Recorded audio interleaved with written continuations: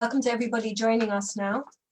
I'm just going to wait a couple more minutes to the official start of the event to introduce our speakers and to start content formally.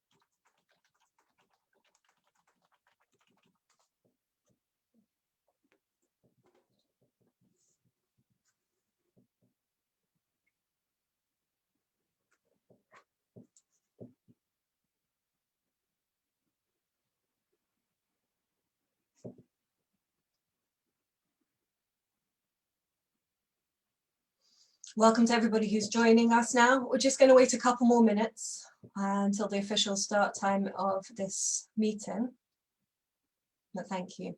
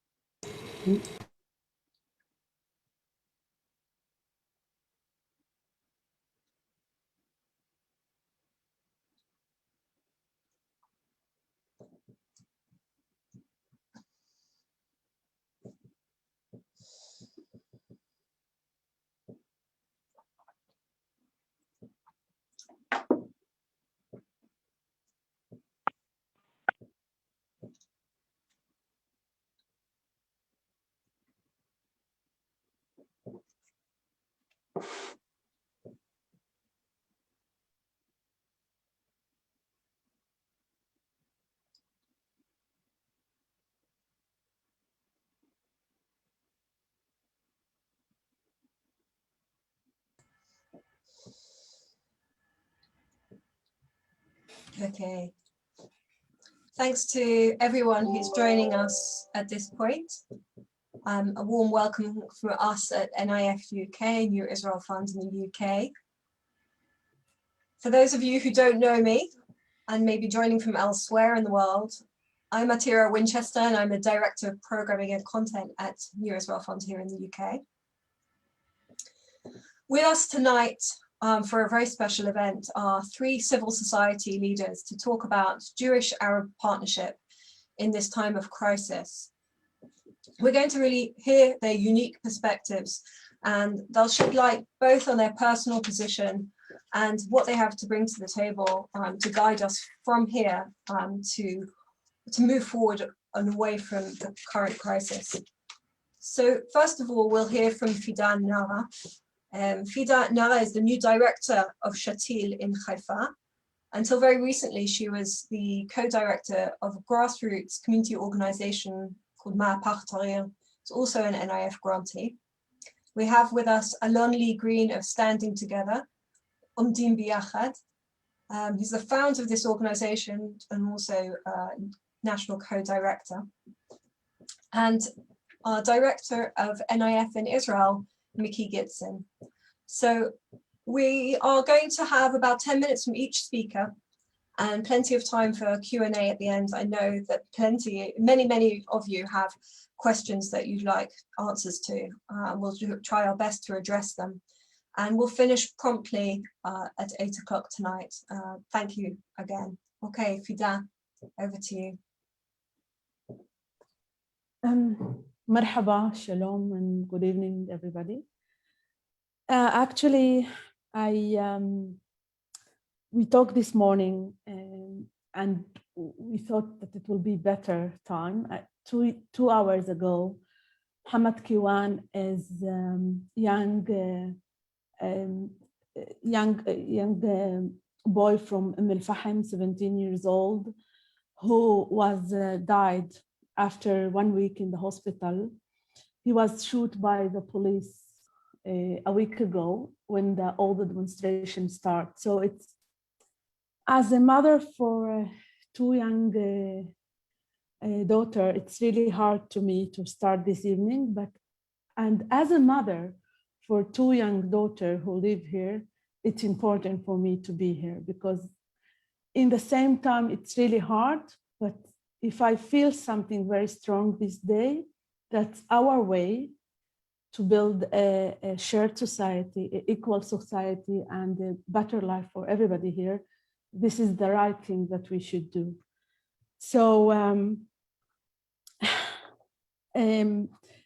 actually, as a mother, being mother in these days is really, really very challenging for me, especially with a new generation who don't see the news in the Israeli channel, and he don't see news. He just see the Instagram, he see the even Facebook is for older people, and the media that he uses is different than the media that we use, and things happen very quickly, which is, there is direct channel between Palestinians in all over the world, and it's bring a very strong movement for youth in the Arab Palestinian society inside Israel, which is good from one side, because it's, yesterday I have a meeting with the young people in Nazareth, people who don't feel part of the city until the last week. And now, yesterday, they volunteer, they clean the neighborhood, they volunteer with children, they do a demonstration, they have a strong discussion with old people, and try to understand their way, how they can make this place better. I'm not agree with all the things that they talk about, but it's really give me a lot of energy to see all this discussion between young people, even in the street in Nazareth, something that we never see in Nazareth, my city. But from the other side, I see the way that the police and the media and the political leaders, Jewish leaders, how they treat the minority, the Palestinian minority in Israel. And I see the gap between both of them and try to just think what now we should do. The reality here now in that this days is, it's really hard, but for me, I think it's good, because we should ask ourselves more encourage question how we make this place more equal for everybody, and justice, and actually safe for everybody. The situation now in the Arab society in Israel is that people understand that we don't want to talk just about equal life in the level of economic life, or we don't want to talk about equal life that we have the same opportunity to go to university or to have the same opportunity to have our work, but we want to talk about deep equal life between everybody. And this is what brings, I think, a lot of partners from the Jewish side understand from one side the hard thing that's happening here, and ask themselves a hard question, and how we can really build a shared society and take this open space for everybody, and not just for kitzonim. People who are very extreme. Extremes. Yeah, from both sides. Yeah. So one of the important things that I think that happened in these days, everybody talk about the occupation, something that never happened before in the Arab society, not youth and not old people. So it's something good, I think, that bring back the main problem to discussion, and to start to see what is our role as a Palestinian who live inside Israel to end this occupation and to have the solution. The other thing that's happening in these days, just to understand, in the last days in shared society, in shared cities, Jewish people mark houses for Arab people. This is the situation. I think it's for Jewish, it's something that it's the history that we don't want to go back to this, but this is the situation now. From other side, we see a lot of people who want to live here together. Today, there was a big women from Arab and Jewish women in Jerusalem stand together and say that we want to live here. And Alon-Lee will talk more about all the important things that they do in standing together that's really happening everywhere now in the country. So people ask me why it happened. We just talk about political partnership in the government 2 weeks ago. So what we should understand is that things was here before. We talk about crime and violence in the Arab society all the time. We talk about illegal weapon in the Arab society all the time, and the police didn't do anything. Our youth are very frustrated. 40% from the youth in Israel, the Arab youth in Israel, don't learn and don't work from 18 to 23, which is really a big problem that we should ask ourselves what we do about this. Poverty was here before the COVID-19, and it's continued and begun to be a bigger problem. Or the problem of how density, the density in the Arab society, it's have related for all what's happened in these days. We should understand that most of the youth, most of the people who go to demonstration, they just ask for their honor to live their narrative, to live their nationality from one side, and to have equal life in Israel.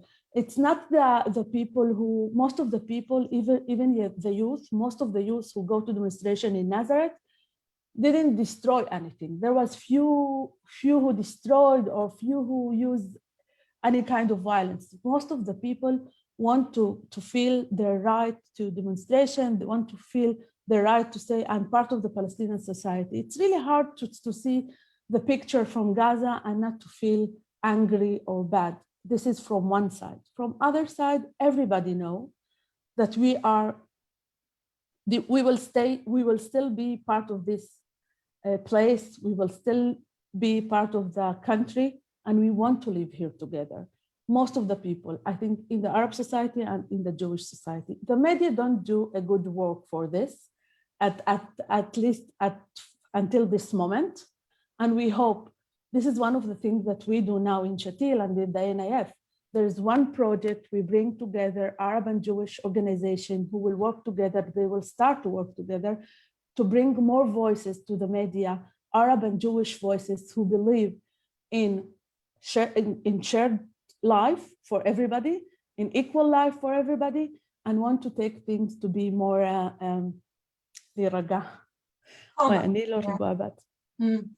So this is one of the important things that we did in the last 4 or 5 days, and actually today there was we more successful to bring more Arab speakers to the media and more Jewish who believe in shared society. Actually, I feel from the moment that I start my job is that, for example, in the last days, I get a call from leaders. Ayman Audi called me, Aida Touma called me and say, let's think about this, let's bring these people together, let's think. So it's people see the role of Shatil as a role who bring or the main thing we do is convince all the organization. We bring different kind of organization together from different field, shared society or Palestinian organization together, and bring them to work and to work with leaders, work with youth, work with different levels in the society to pass this hard days, for example. Actually, I just even Muhammad Baraki called me and asked me what we can do, all the organization together, and we bring all the Palestinian organization together under the ועדת המעקב. עכשיו אני חייבת עזרה. Alon-Lee or Mickey. The Supreme Committee for the Arab Palestinian Citizens of Israel, something The follow-up like committee, yeah. The follow-up. Yeah, the follow-up committee. Supreme Committee. So He will like you more now, he's supreme. يزعروا مني. We bring all the Palestinian. When I talk about it's few. I called few organization leader called me, and we bring all the Palestinian organization together to work in this emergency time together in the local level, in the shared societies, in the shared cities, in the field of what's happening with people in work, all the racism that Arab people have now, and bring information together and see how we can deal with this problem. I can continue and talk about a few things. You know, the first day, I feel that the only thing that I do, I just talk with people. And then I understand when I talk with Esther, this is the important rule. Sometimes we need to talk with people with each one alone and then bring them all together. Sometimes we need to call one of the leader and say, this is what we think about, what you think. And he say, yes, you can do it, go for this. We believe in Shatil, we believe in you, you can do it.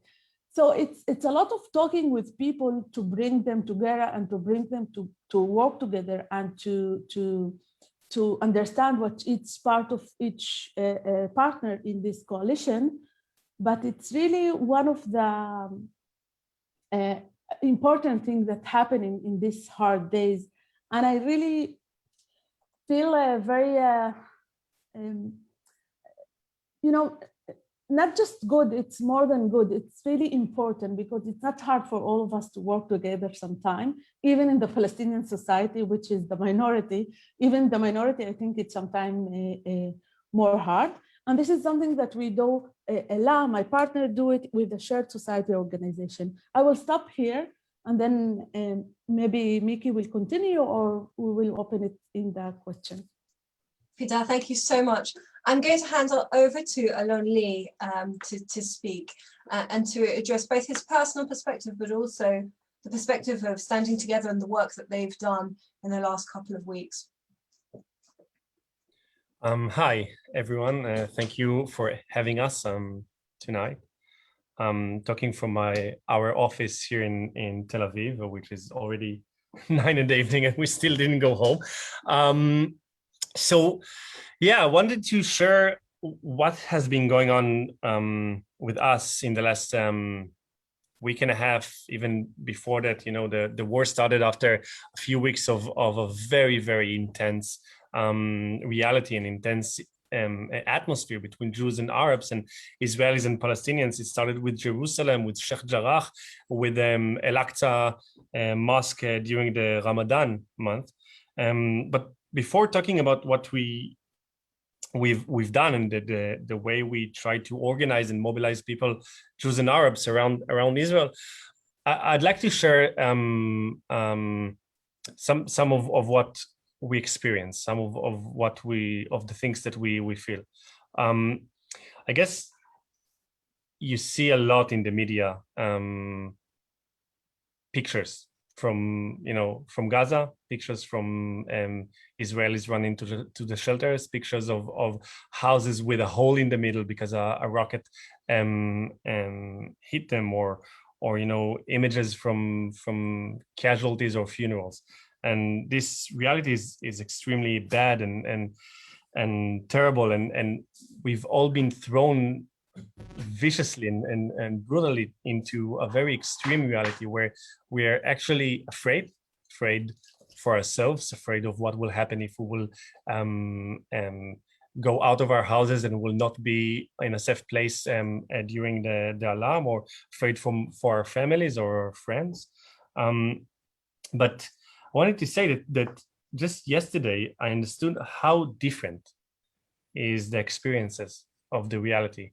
When I talked to Sally Abed, a colleague of mine from Standing Together, and we were discussing a text for one of our events on Facebook, and that was supposed also to be sent in one of our newsletters to our followers. And I was saying that this text should be talking more about the security of that we need to achieve for the Israeli people right now. And she was saying, no, we need to talk more about how terrible is the situation in Gaza and how people are dying and children are dying. And 61 children already were killed in Gaza in just like 9 days. And I understand after a very long discussion that what I experience as an Israeli Jew is very different from what a Palestinian Arab citizen of Israel is experienced. I'm not exposed to the Arab media. I'm not seeing all the horrible images coming from Gaza. My street is hearing a lot of right-wing parliament members talking about the need to send even more troops to the Arab Palestinian cities in Israel, or to send more police to regain control of the streets. And we hear even almost all parliament members, even from the left wing, not opposing the war and demanding an immediate ceasefire. And what you hear and experience in a street of a Arab town in Israel or an Arab city is completely different. You have a completely different reality. And I'm saying that just to say that it is very, very, very challenging to hold a Jewish-Arab partnership nowadays. It is very, very challenging to bridge the gaps between our experiences, our daily lives, our realities right now. But this is what we're trying to do in Standing Together. We're trying to come from wherever we come in Israel, from different communities, from different streets, and we try to bridge those gaps and to bring as many as people as possible, Arab Palestinian citizens of Israel and Jewish citizens of Israel, and to stand together for joint interests, for peace and equality, against violence, against the occupation, against dying for settlements that we don't want. And I'm not saying it's, actually what I'm trying to say is that it's not easy. It's a very troublesome time, and we're trying to speak to as many people that we can. In the last week, since the escalation and the war started, we understood that we need to act, that we cannot sit silent and just look at the reality escalate into a terrible situation where people are dying, where people are afraid, where people are being arrested and losing their security. So we decided that we will try to mobilize people all across Israel and to just call them to come out of their houses and to stand together, Arabs and Jews, to say no to violence, no to the occupation, and yes to peace and partnership. And that happened just after the war started, with the atmosphere of the reality inside Israel escalating quickly. It's not only that that Israel had started a war with Gaza, and we saw missiles on Israel and bombings on Gaza, but also in the mixed cities and in the roads and in all across Israel, we saw violence happening and attacks on ethnic basis against each other. And just a day after it started and this violent reality started to occur, we saw that our call for standing together, to stand together, was answered with masses. We saw that Arabs and Jews go out of their homes, and in 70 different locations across Israel, people just stood together, just came out of their homes to the closest bridge or to the closest square, and they took signs, sometimes our purple signs, sometimes they just wrote signs, and they just showed that they will not surrender to this reality. They will not accept it as a given reality that we all need to accept. And we felt that it is a very hurtful time, but it also gave us a lot of hope. And we saw that this message was received in many different houses in Israel with a lot of joy and happiness and hope. We saw that the media, when usually it doesn't even cover our demonstration against the war, the media started to talk about these initiatives of goodwill, the initiatives of Jews and Arabs standing together. And it was amazing. It was amazing. It was a moment of hope in these desperate times. And we decided we don't want to do it only one day. So every second day now, we have stands across Israel, these little rallies or bigger rallies. In Tel Aviv, we had more than 1,000 people coming together. And on Saturday, we're going to have a very big rally of all the Israeli peace camp, hopefully already after a ceasefire. But we will all hope that tomorrow will come. And it's very empowering. It's very empowering to be in this moment and in this ability to call for people to do something and then to be answered with an action, a joint action. I just want to say one thing that it is a challenge that we have. Maybe we can discuss it afterwards in the questions. In some of our rallies, especially in the bigger ones in Jerusalem, Haifa, and Tel Aviv, also in Nazareth, we experienced people coming, seeing our purple signs and slogan saying stop the fire now or end the occupation, and they give it back to us and they say we came to stand together, but we didn't come to do something political. We didn't came to see a Palestinian flag, or we didn't come to see you talk about politics or settlements or occupation. And it shows the way that we need to go, but it also shows the way that we already have done here in Israel. A lot of people are receptive to the message of Jewish-Arab partnership. A lot of people are seeking to see Jews and Arabs standing together. Does it mean that they're all gonna stand together against the occupation and for the fight for peace or equality or against racism? No. But it did create a space where we can talk to people, try and convince them, try to look them in the eyes and to say, you need to accept Arab Palestinian citizens of Israel as they are with their identity, not to ask them just to be nice, but also to accept that they are a political minority, a national minority in Israel fighting for their rights and for the rights of their people. Alon-Lee, thank you so much. I think it's a very vivid picture of what's happening, and thank you for sharing your personal perspective as well. I'm sure there'll be more questions for standing together as we come to the Q&A. And on that, if you do have questions, please feel free to put them in the chat already, and then we'll have a few lined up after Mickey speaks. Mickey, can I hand over to you, please?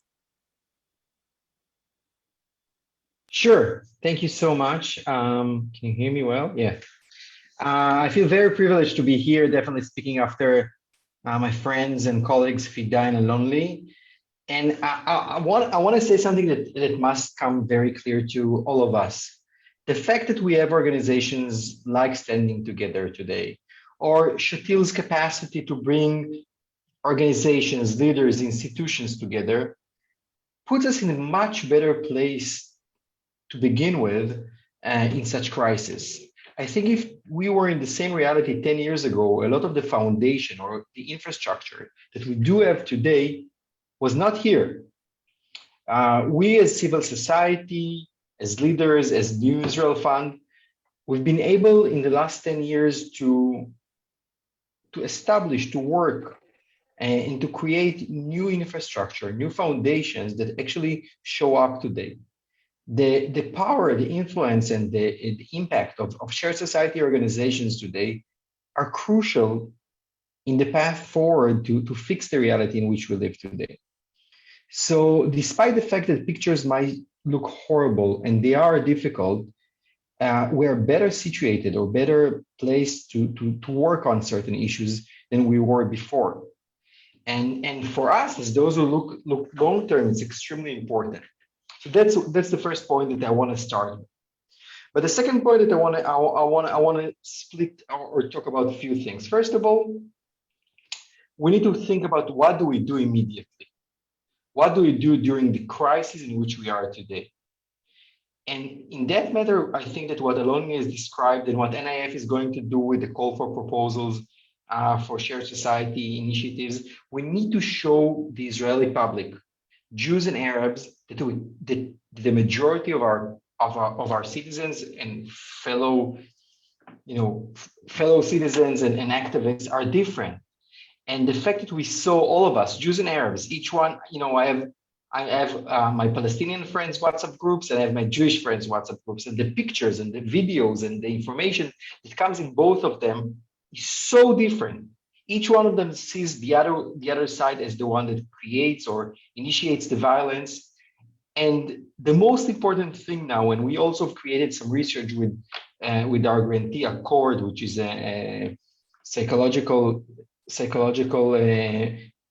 organization that actually help us to speak about these issues. And the most important thing today is to show the Israeli public, Jews and Arabs, that most of us want to live a different life. Because the media and certain politicians work very, very hard to show that reality is different. So standing on the street or showing initiatives or being there, out there together is an extremely important move for us to do. Also, behind the scenes, working together, us helping right voices to go to the media immediately, or create an immediate talking points that people can use and so on is extremely important. But the real thing and the real work that all of us are very engaged with is the long-term thinking. How do we create a different reality? Both Alon-Lee and Fida have mentioned it, that, just 2 weeks ago, people were talking here about a government in which Palestinian citizens of Israel are part of, or at least parties that represent Palestinian citizens of Israel. And what happened? Like, how did it all break? People like ourselves that actually have been working on these issues, we did not take it, it was not a surprise for us for a few reasons. Because we wanted to look at the long-term, deep inequality in which we live today in Israel. And it's not only socioeconomic, it's first and foremost has to do with identity. In one hand, you give, there are strategic economic plans like 922 that provide more funding to municipal authorities of the Palestinian society in Israel. On the other hand, we see the same government passes along legislation like the nation state law. We hear a conversation, public conversation, a legitimate public conversation about the legitimacy of political representation of the Arab citizens of Israel. Those things are extremely important. We see a youth that is not part of discussion, that has not been, is not part of what we talk about, not within the Palestinian society and not about within the Jewish society. Those people do not know each other. Those are deep divides that this society deals with. Violence. When Fida and her colleagues were crying for help from the Israeli establishment, when violence was killing women, children, and men within the Palestinian society, and weapon, which was a weapon that was brought into the Palestinian society from the IDF and killed people, no one was paying attention. One of our friends who was a member of Standing Together, and she's the chair of Sikui, Maisam Jaljuri, told me once something: Jews will understand the reality in which we live when Jews will start dying from the same weapons. This is an horrible notion. Think about it. The state, the police, the establishment, which should serve every citizen of this country, would start understanding the reality in which a minority group lives in only when Jews would die. That's a horrible notion in which people live daily. So the long-term process needs to go actually in two separate paths. One is working within the Palestinian society separately and the Jewish society separately. Strengthen leadership, working to work against violence within this society. Invest as we do today in issues like housing and density and planning and education and leadership, and have a strong Palestinian partner to work with. That's one path. And it cannot be separate from the need, hand in hand, together, also working on the capacity or the ability to work together and build and bridge this gaps that we all know. You know, Alon-Lee has brought it really nicely about what kind of media I watch as an Israeli Jew who has Palestinian friends and talk to them daily and as Palestinian colleagues, but still, the fears of my family are different than the fears of Fida's family. It's not something that I can explain by using words. It's from here. It's from your inner self. The fears are different. Your emotions are different. Those things are very, very basic and need to be bridged by action. And the second thing that when we talk about shared society, it's not anymore about living together, standing together, being together. It's about shared society, which is based on the notion of equality. There is no concept of shared society without the notion of equality. As my Palestinian friend said, and as I said, by the way, about my life, right? We don't want to go back to normal. Normal was not good for us. We want to be in a situation in which we live a different perception of citizenship in this country. And that's where NIF will be aiming. An immediate response, strengthen our current grantees, having an open call, a large open call for initiatives, grassroots initiatives that will show the Israeli public that reality is different. But on the other hand, and that's the place in which I'm more interested, we'll do a very, very deep dive in the long-term strategic work that needs to be done, both on the one national work and the shared society spaces, because as I said at the beginning, and I'll finish by saying that our situation today as civil society is significantly better than 10 years ago. In October 2000, which was 20 years ago, when the second Intifada had started and 11 Palestinian citizens of Israel were shot by the Israeli police, we did not have the system that we have today. And that's something that we really need to cherish and appreciate. On the other hand, it's not enough to speak about shared spaces as we did. It's not enough only to speak about the media. Now it's time to ask ourselves who is taking decisions and how we can see more Palestinian citizens of Israel being part of it. Because this is true partnership. Partnership is not only about, Jews deciding to give more money or more funding to the Palestinian citizens of Israel, vice versa. Last point, which I think is really important. Being NIF, it's really in our nature to take the role, the space of and the voice of the minority, and I think that's where we need to be. But it's important to understand and to emphasize that Israeli Jews are also in fear. We also, many of our colleagues and friends feel less safe than they felt before because of the situation with Gaza. And again, the situation in Gaza is it's horrible. 62 children died in this war. But Israelis feel unsafe. And I think that when we talk about Israeli society, Jewish Israeli society, that's something that needs to be taken into account as well. Because sensitivity and understanding of the place where we come from is also a mandatory process that we need to take into account when we talk about social change, because sometimes myself and my colleagues feel like we speak, from the outside or speaking about something, but we live this life. I had to take my daughter in the middle of the night to the shelter. It was not a pleasant experience, and we need to be and feel and express also the emotions of Israeli Jews who feel very unsafe in this reality.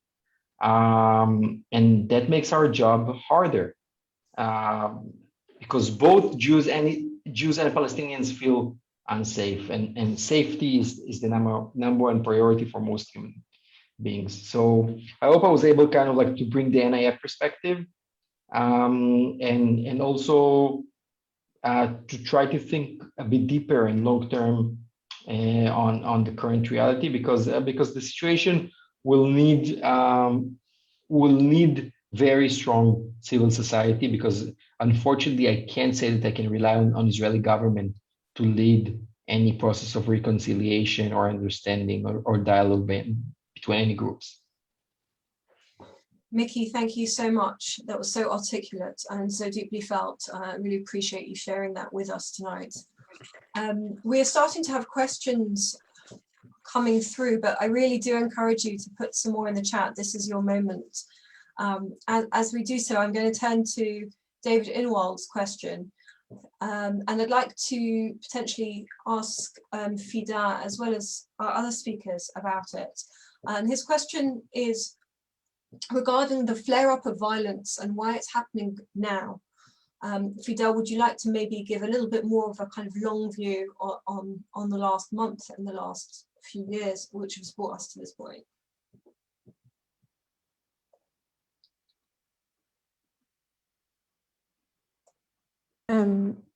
Is the question about the violence now in the mixed cities, or about the violence and crime in the Arab society? Sorry, I believe it's about the violence in mixed cities. Okay, because it's Mickey talked about it a little bit, but there is another perspective, another side that we didn't talk about it a lot. The right movement, which is the Gar'in al-Turani, I don't know how to say it in English. It's people who live in the settlement, and they came to, for example, to Lud in the last 10 years, and they get a better life and better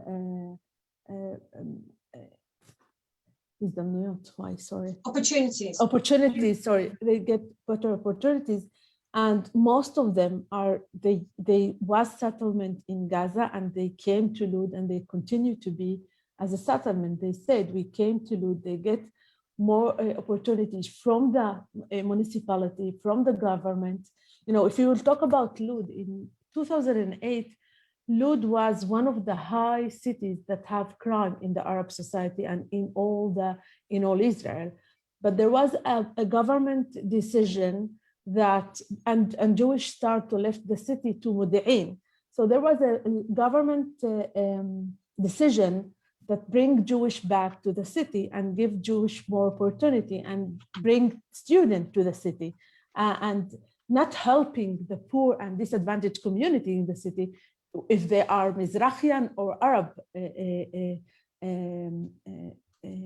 people, but bring people from outside the city and give them more opportunity. So this gap, one of the problems that happened in Lud, for example, as a city who all the things happen there. But on the other side, we talk about settlement. All of them have a weapon. They go with weapon. And Hassoun, the man who killed by settlement in the last week, there is a video who already, we see it in the media, in the Israeli media, that you can see settlement was in a very, they are going very national in the street, and they shoot. Until now, we don't know who shot this man, Hassoun, who killed when all this started. So there is a few kind of weapon are in Israel. There is the legal weapon, which is have for all the police and all that. We have it a lot in Israel. We have the settlement that all of them have weapons, and we can see it in the West Bank, how they use, especially in Hebron, or in how they use the Palestinian and how they use their weapon. And we have the illegal weapons that are in our area. So all this together, and let me say something, all the people who have this weapon are men. Women are not part of this game, sorry for this word. And it's something important to see it in this kind. Women mostly pay the most high percent for this in the Arab society and in the Jewish society, from illegal weapon and from legal weapon. So now, we see it all over the way, and especially in shared cities, especially in cities that bring settlement to make the city more Jewish city. I live in Nazareth Elite, which is called now Nofa Galil, and there was a problem in this city. The Jewish left the city for Afula, and more Arab came to the city. So one of the solutions that the municipality find is bring Haredian and settlement to the city to make it to have the Jewish Jewish way or Jewish perspective for the city, because if it will be shared city, it will be afraid for everybody. But when we have deep, unequal life in all over Israel, and not just in the shared cities, or not just in all over Israel, we still have unrecognized villages in the south of Israel. We still have racism in the system, and not just in the system, in the over. You know, Miki, when you talk about people afraid, today, when I came back from Givat Chaviva to Nazareth, I just asked myself, there is Jewish who will think that I'm an Arab woman because there is something written small in Arabic in my car. And there is Arab who will think that I'm a Jewish. Because, you know, I'm not with hijab and all this, and all my weight, I talked with Ella and I told her, I don't know what to do, because to have Arab music in Arabic near Al-Fahm, and then to change it to Hebrew radio near Afula. And this is the situation. We left about this, but this is the situation. We are mixed here a lot, but hate and separate life, and people who not all of us, you know, but there is, and crime.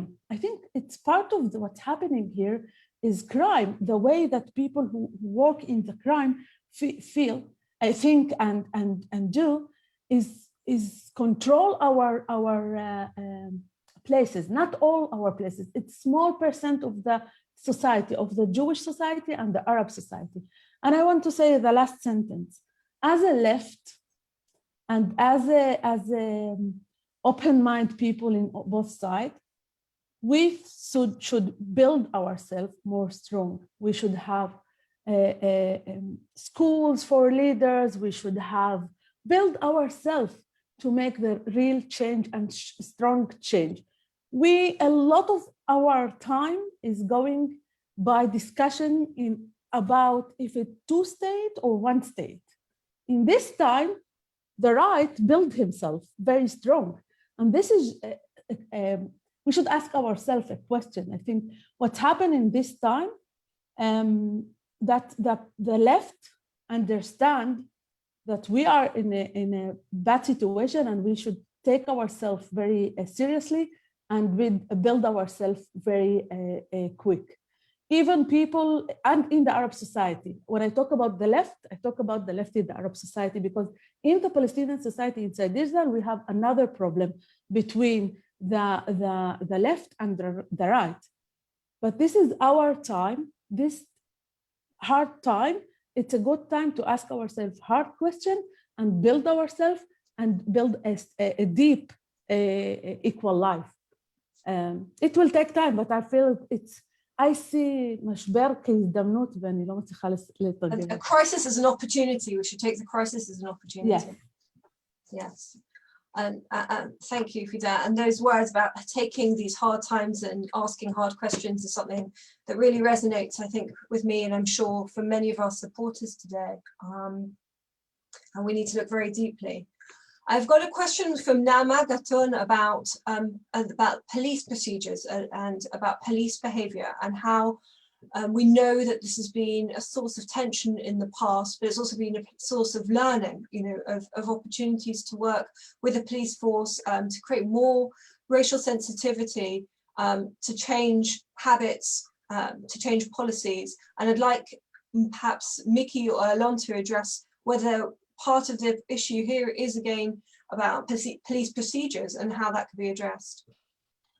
So first of all, thank you for this question. I think the issue of police brutality is an issue that we're dealing with at NIF. We have actually a focus area in which deal with this issue vis-a-vis issues connected to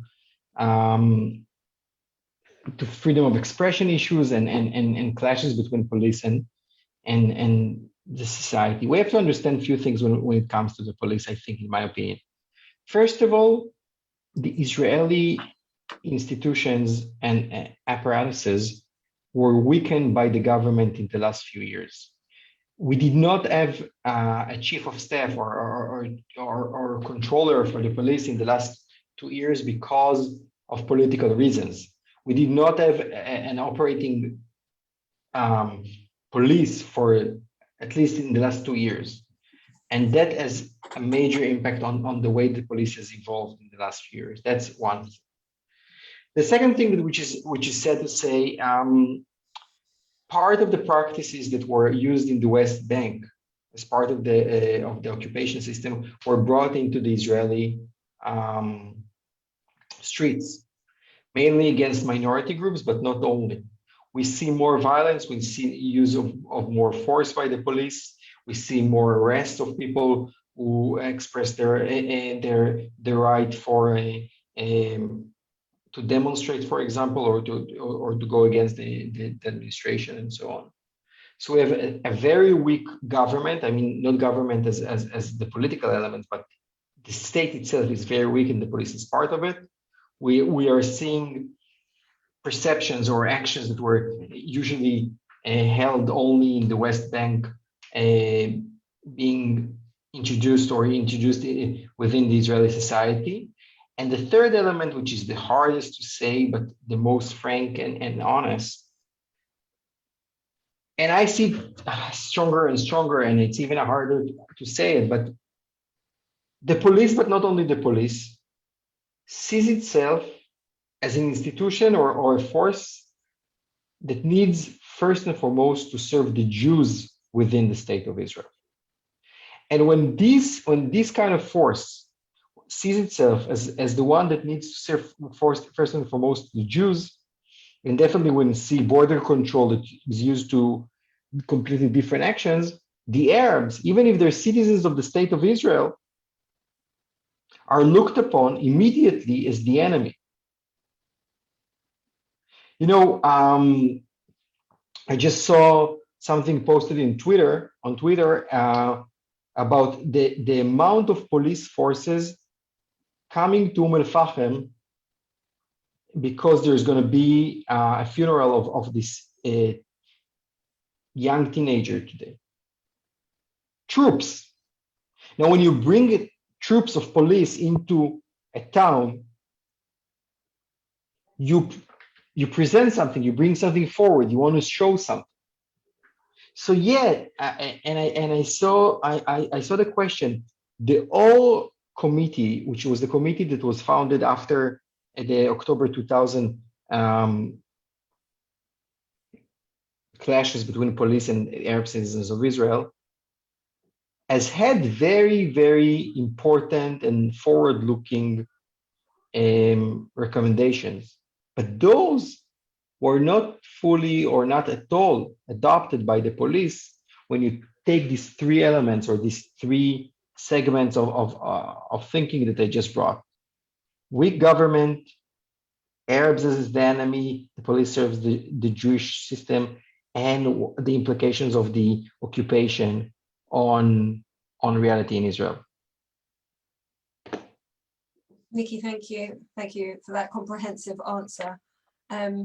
We really have time only for one or two more questions, but Noam Tamir had a question, and Mickey is smiling. Noam is one of our board members here at NIF UK, a very long-standing supporter, and he has asked how you can encourage people a little bit by explaining why having the system, a better system in place, will give us hope for better outcomes. And perhaps Mickey, you can address this, but Alon, perhaps you can also speak to this. I think that would be helpful. So I'll say a few words, and I think Alon-Lee will be one of the examples of the reasons why I think better systems can bring us a better solutions. First of all, I think that when we do our work in social change, we tend to look at wounds and pains and hardships of society, right? But to be honest, and I said at the beginning of my short talk, we're significantly better situated, and the infrastructure is significantly stronger today than it was 5, 7, or 10 years ago. The fact that we have a system that can push forward Arab citizens of Israel to express their voice in the media was not a system that we had before. The fact that the Ministry of Interior, the Ministry of Justice, and other government bodies have published videos calling Jews and Arabs to keep working in peace together is something that we would not have 5 years ago. The fact that Arabic, despite the nation state law, is being presented in more institutions, more universities, more public spaces is huge. The fact that it's clear to the Israeli society today, both Jews and Arabs, that economically, I'm not talking about nationally yet, but economically we're intertwined and we're connected, is something that was not part of Israeli perception, I think, 4 years ago. The discussion about political partnership, although it was a bit superficial, did not go anywhere. And here I'm going to bring Alon-Lee into the conversation. The fact that we have movements with such capacity to bring people to the street in an hour or two, like Umdim Beyachad, standing together, is something that we, as civil society, did not have in the past. And we see it changing. The fact that the media can show side-by-side violence, but also people with purple signs calling for hope, it's huge. It changes the perception of people like my parents who do not have regular encounter with Arab citizens of Israel, and show them that things can be different. And I'm sure it's true about the Arab society as well. So I think that a lot of the things that we are, again, another point, our grantees Sikui and the Abraham initiatives brought together mayors and city council members from the local level to show and support joint work of Jews and Arabs. So again, those are things that you would not see 3 years ago. So the reality is changing also for the better. And Atira and I spoke this morning, and one of the things that I told her is shared society was the space of optimism. When I wanted to have an event, an NIF event about something to bring people and add hope to our donors and supporters, I would always pick shared society, because there is a lot of work that was done in this space, and we are going a bit deeper now. This reality actually allows to go deeper and to ask ourselves what did we do wrong. But the foundation is there and the infrastructure is there, and the fact that we know each other better today is so significantly important. So yeah.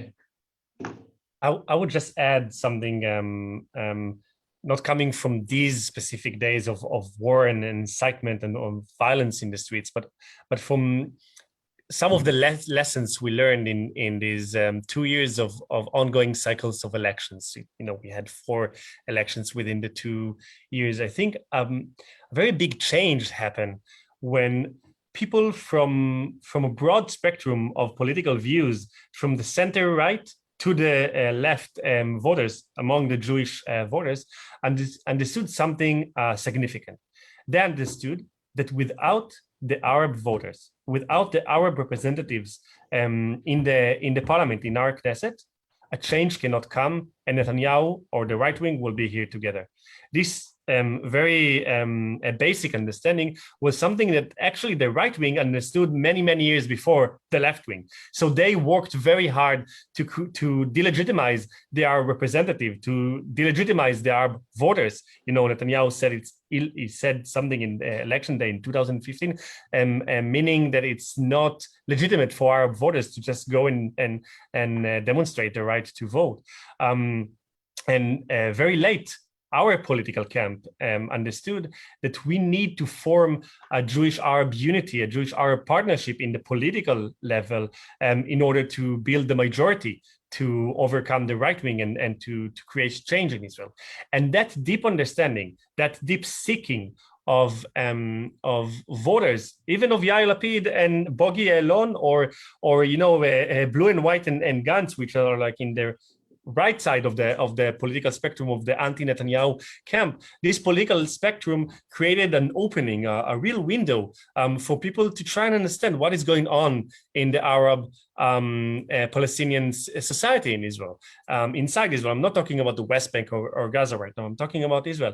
And when we saw this intense, this immense protest of the Arab society in Israel against the police brutality in one side, or the lack of policing and defense on the other side of you know, the violence in the Arab society, Jews in Israel were receptive. Jews in Israel were listening, trying to understand what is this problem of that Mickey spoke about, of this violence in the Arab society. And that is something new. This is something that we see a meeting point that we didn't know before. It's because of social media, it's because of universities, it's because of workplaces, it's because of a new phenomenon of a medium class of in the Arab society and more mixed economics, but it's something amazing. It creates a lot of opportunities and new windows for change and joint Jewish-Arab initiatives and hope. Alon-Lee, thank you so much. And there are words coming through of praise for you and for Fida as the rock stars of civil society. So I think that's a very good place to hand over to Adam to close for the night. And thank you to everyone for staying with us and for supporting us at this time. Adam. I thank you, everyone. And can I reiterate our thanks to Fida, Alon-Lee and Mickey for being with us, not only so late into the evening in Israel, but given the days, the weeks that they've had over the last few weeks, both personally and professionally, it is hugely, hugely grateful. Since we were founded, New Israel Fund has had the mission of shared society, of partnership between Jews and Arabs in Israel at our core. And as we've seen tragically in the last week and discussed tonight, this mission is more important than ever. And as you have also heard tonight, seen tonight, we have the leaders and the vision to combat the division and the mistrust, to help bridge the divides. We launched today a campaign to ask for your support for our response. As Mickey mentioned, we are making this week as NIF a call for proposals focused on the mixed cities in Israel for new initiatives that help keep communities safe, rebuild trusting relationships between neighbours, and re-inspire a vision for a shared future. We're building a 1 million shekel fund to back this work. Where you come in, we would be incredibly grateful if you could contribute. In the chat, you'll see a link to our donation page. The good news is that, one, this fund has been seeded by some of NIF's donors in Israel. That's where we started. It means it is a true Israel diaspora partnership. For those in the UK, we're able to offer a match. Every pound you donate will be doubled. A partnership between Israel's Jewish and Arab citizens is critical to its moral fabric, to its democratic future, and any hope of Israel fulfilling its founding vision, one based on equality for all its citizens. Right now, we have to act, and we have to act for the long term. And that's the point. As Mickey started off his comments, this is about how we influence the long term, how we create a different and better reality. And thank you again, everyone, for joining us this evening. Thank you so much. Thank you, Fida. Thank you, Ricky. Thank you, Alon-Lee, and thank you, Adam. Good night to everybody, and take care. Take care, everyone. Bye-bye.